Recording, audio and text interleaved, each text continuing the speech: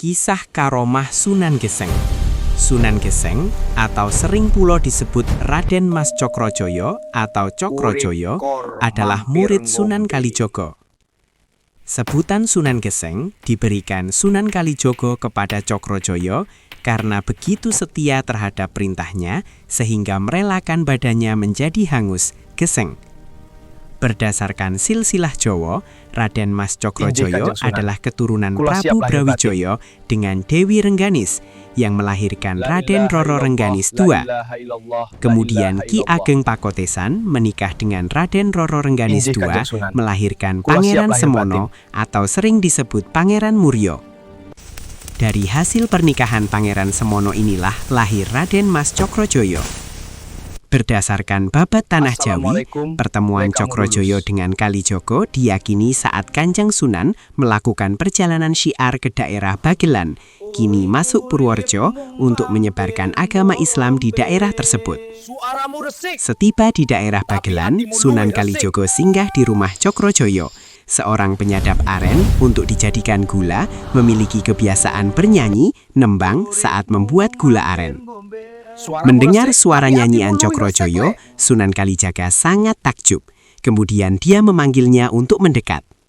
Ditanya oleh Kalijaga mengenai hasil penjualan dari gula aren tersebut. Dengan segera Cokrojoyo pun menjawab bahwa hasil gulanya bisa digunakan untuk fakir miskin.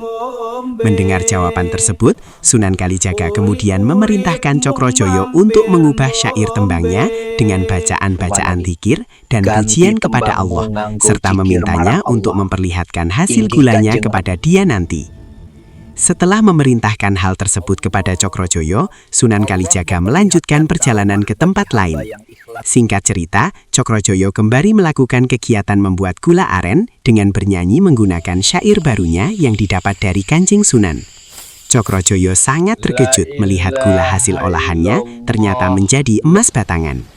Sesaat setelah menyadari mukjizat tersebut, Cokrojoyo memutuskan untuk mencari Sunan Kalijaga untuk mengucapkan terima kasih sekaligus memohon untuk dapat diterima sebagai murid Sunan Kalijaga.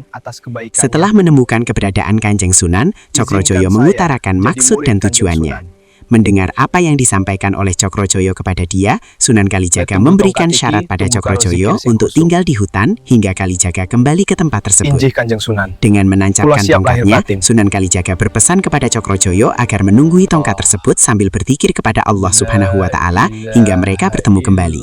Bulan demi bulan telah lewat, sehingga tempat di mana Cokrojoyo berzikir sambil menunggu tongkat Sunan Kalijaga telah ditumbuhi ilalang.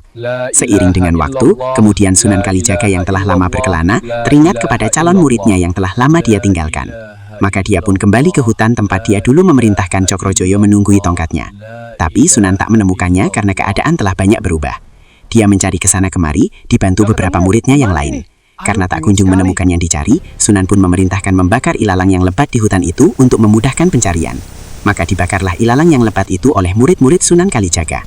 Api membubung tinggi dan ilalang pun musnah. Setelah api reda dan lembah yang semula penuh dengan ilalang itu terang benderang dan tampaklah Cokrojoyo, sekalipun api membakar ilalang di sekelilingnya. Tapi ajaib, tubuh Cokrojoyo dan tongkat sang Sunan tak terbakar sedikit pun, hanya beberapa bagian bajunya yang terbakar. Betapa terharunya Sunan Kalijaga menyaksikan kesetiaan dan kekuatan hati Cokrojoyo. Konon sejak saat itu Cokrojoyo diberi gelar Sunan Geseng oleh Sunan Kalijaga. Setelah itu Sunan Geseng ditugasi berdakwah dan menjadi imam di daerah Lowanu, Purworejo, Jawa Tengah. Beberapa waktu tinggal di Lowanu, kemudian dia menetap di Jolositro, Bantul, Yogyakarta sampai akhir hayatnya. Sampai kini makam Sunan Geseng masih sering diziarahi banyak orang. Kisah mengenai karomah Sunan Geseng juga terkenal di daerah Jatinom, Klaten. Mereka mengenal Sunan Geseng dengan sebutan Ki Ageng Gripik. Julukan itu berangkat dari pilihan Sunan Geseng untuk tinggal di rumah beratap keripik, anyaman daun niur. Menurut legenda setempat, ketika Ki Ageng Gripik pulang dari menunaikan ibadah haji, dia melihat penduduk Jatinom kelaparan. Dia membawa sepotong kue apem dibagikan kepada ratusan orang yang kelaparan. Semuanya kebagian. Ki Ageng Gripik meminta warga yang kelaparan makan secuil kue apem seraya mengucapkan dzikir, Ya Qawiyu, Allah Maha Kuat. Mereka pun kenyang dan sehat. Sampai kini, masyarakat Jatinom menghidupkan legenda Ki Ageng Gripik itu dengan menyelenggarakan upacara Ya Qawiyu pada setiap bulan Syafar. Setelah tersohor dengan nama Sunan Geseng, Sunan Kalijaga mengikut sertakan dalam Majelis Wali di Demak.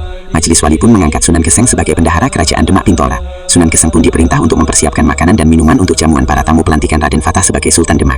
Tinggal 1 hari lagi hari pelantikan tiba, Sunan Kalijaga melihat ke dapur tempat persiapan jamuan. Alangkah terkejutnya Sunan Kalijaga melihat tidak ada persiapan apa-apa. Para juru masak segera ditanya Sunan Kalijaga, dan mereka mengatakan belum menerima segala keperluan untuk jamuan dari Sunan Geseng. Sesegera mungkin Sunan Kalijaga mencari Sunan Geseng untuk diminta pertanggungjawabaan. Sunan Geseng yang sedang asik berzikir kepada Allah Subhanahu wa Ta'ala di masjid kaget akan datangnya gurunya. Setelah Sunan Kalijaga menceritakan semuanya kepada Sunan Geseng, dia pun terkejut dan memohon maaf karena dia lupa akan tugasnya sebab keasikan berzikir. Segera mungkin Sunan Geseng pergi ke hutan, dia bingung apa yang harus dilakukan. Sementara acara tinggal besok pagi, dia pun berdoa agar segera diberikan petunjuk. Ilham pun datang. Sunan Geseng segera mencari bambu dan memotongnya menjadi bagian pendek. Setelah mendapatkan apa yang dicarinya, Sunan Geseng segera bertemu dengan Sunan Kalijaga untuk melaporkan bahwa pekerjaannya hampir beres. Setelah bertemu dengan Sunan Kalijaga bingung dan bertanya, bagaimana bisa jamuan semua tersedia dengan hanya sebuah bambu pendek? Sunan Geseng menjawab, tunggu dulu Kanjeng, lihat dulu apa yang terjadi. Sesegera mungkin Sunan Geseng berdoa, dan tiba-tiba dari lubang bambu muncul suara dan keluar tempe yang cukup banyak. Hebat sekali, apa bisa muncul tahu dari bambumu? Sunan Kalijaga bergumam. Segera Sunan Geseng berdoa, dan walhasil tahu pun keluar dari bambunya. Sunan Kalijaga berkata, loh, ini kan acara pelantikan raja, masa lauknya cuma tahu tempe? Apa bisa dari lubang kecil itu keluar kambing atau sapi? Sunan Geseng pun berdoa, kambing dan sapi pun keluar dari bambu. Akhirnya semua keperluan untuk jamuan tercukupi, dan acara pelantikan Raden Fatah sebagai Sultan pun sukses digelar. Sunan Geseng pun terus menyiarkan agama Islam hingga akhir hayatnya. Makam Sunan Geseng diyakini terletak di Dusun Jolositro, Kecamatan Piyungan, Kabupaten Bantul, Yogyakarta. Selain itu, makam Sunan Geseng juga dipercaya terdapat di sebuah desa yang bernama Desa Tirto, di kaki Gunung Andong, Kecamatan Gerapak, Kabupaten Magelang, Jawa Tengah. Pada bulan Ramadan, pada hari ke-20 malam, masyarakat banyak yang berkumpul di sekitar makam untuk bermunajat. Demikian cerita karomah Sunan Geseng. Terima kasih.